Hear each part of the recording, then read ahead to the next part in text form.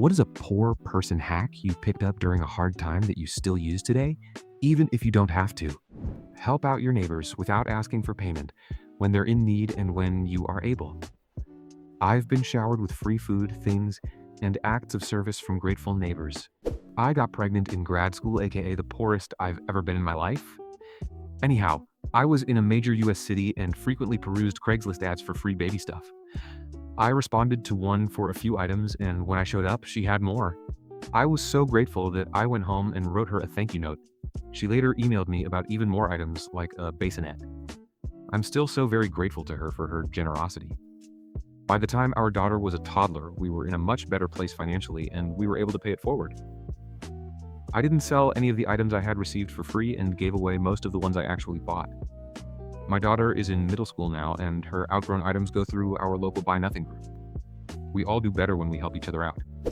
I'm a professor at a small college. Many years ago, a student gave me the textbook for my class. Please give this to a student next time you teach the class. I did that, and the student I loaned the book to brought me all of his textbooks. This kept happening, and now I have a lending library in my office. It's a giant pain in the ass, and I love it. Peanut butter oatmeal is really cheap calories and nutrition. Chug water with every meal to feel full. Oatmeal has beta-glucan, which helps keep your blood sugar levels stable for longer. This can contribute a secondary feeling of fullness. I add Greek yogurt to that combo. That was dinner today. Learning to love my crockpot and eating the same meal for an entire week. An amazing money saver, and I still do it because it was an ingrained habit for years. Work on storage techniques, generally freezing and in portions, and reheating, and you can even rotate meals so you don't get stuck eating the same thing for an entire week. I do this. 2 dinners, maybe a lunch from the crockpot, freeze the rest. Then I do a little shop in my freezer and still get to eat based on mood. Or a surprise because I am a bad labeler. Parks and trails are free entertainment that make you healthier and less depressed the more you use them. I live up against a huge park and mountain in the city, and when I get bored, I make myself climb it. Library, library, library. My kids ravage through books. We easily save thousands a year using the library. And learn about all the other services your library offers. Ours has tools, baking supplies, and all sorts of random things also available to loan. I was able to sign up for online classes at my local community college for free through my library account. Wanted to use inexpensive software for one personal project, was able to use it on a library computer specifically set up for that kind of project. It's really astounding how many things they have that most people have no idea about.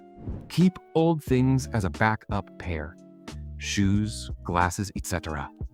Often I wouldn't have money for new things if something broke, so if a pair of shoes fell apart, I would at least have a crappy pair until I could afford some new ones. I'm surprised this isn't a given with glasses. You break your glasses once as a kid, and you understand why you keep the last pair around. And I end up with a backup pair of shoes because whenever I get a new pair, the last pair tends to get retired to lawn duty. I still use plastic grocery bags for my bathroom and office trash cans. Google the fix for something that is broken. And if you think you can do it, then try. The amount of crooks in appliance repair is insane. There's a YouTube video for diagnosing and repairing just about every appliance in your home.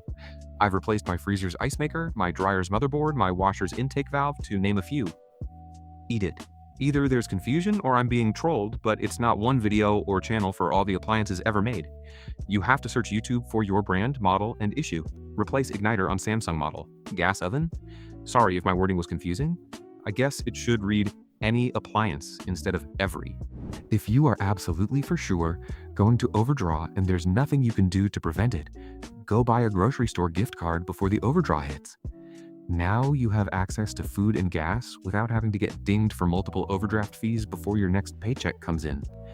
Just make sure that the total overdraft, including the big bill plus the gift card, doesn't exceed your maximum overdraft. Better still is to not overdraft in the first place, but when you're PO, shit happens.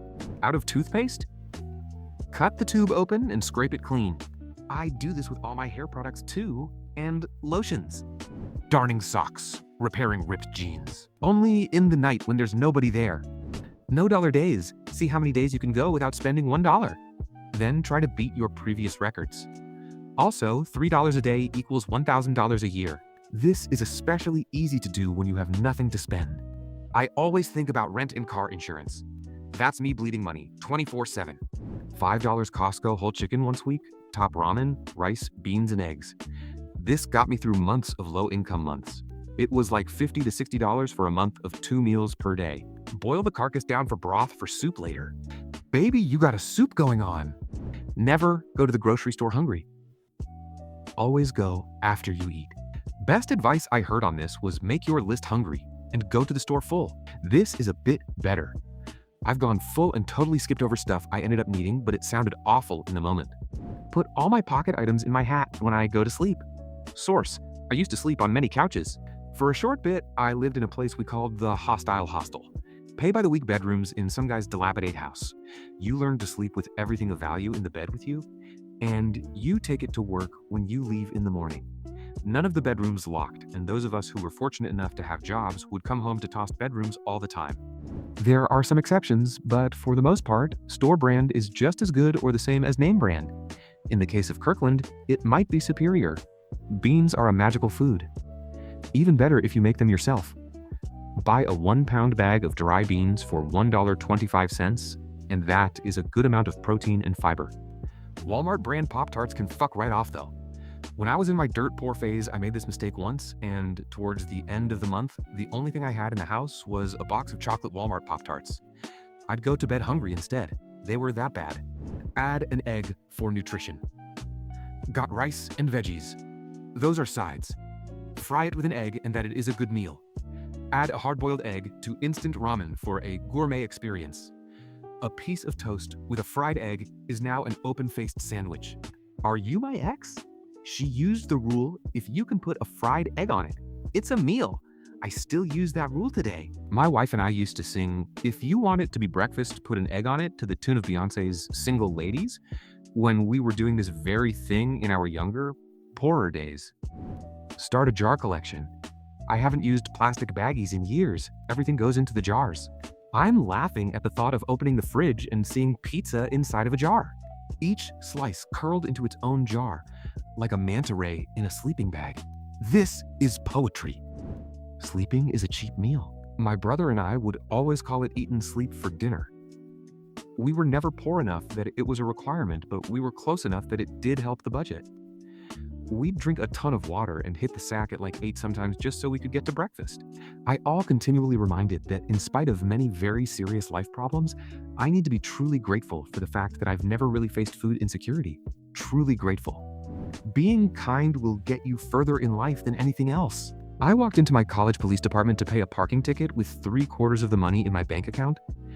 Our campus police were brutal and absolutely unforgiving of the fact that we had way more cars than parking spots on our campus.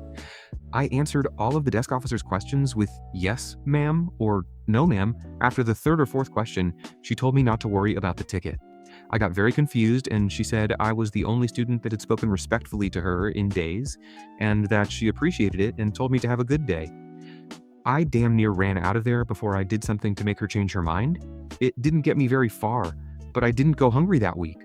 Thanks for watching. Being crafty is super important, so drop your thoughts and hacks in the comments, and don't forget to smash that like button. See you tomorrow. Big hugs.